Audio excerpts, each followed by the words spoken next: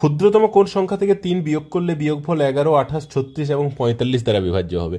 দেখো, আগে আমরা 11, 28, 36 এবং 45-এর লসাগু বের করব। কি করে সহজে কিভাবে বেরোবে? দেখো, 45 আর 36, এটা 9 5-এ, এটা 9 4-এ, তাহলে 45-এর সাথে 4 গুণ করলে আমরা 36 আর 45 এই দুটোর লসাগু পেয়ে যাচ্ছি। মানে 45 4-এ 180 হয়ে যাচ্ছে এই দুটোর লসাগু।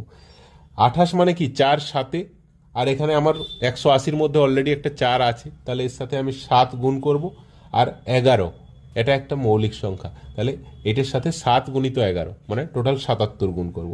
11 দিয়ে গুণ করলে হয়ে যাচ্ছে 11 18 198, আর এর সাথে 7 গুণ করলে 7 0 7 8 56, 7 9 63, 5 68, 7 1 7 6 13, 13,860।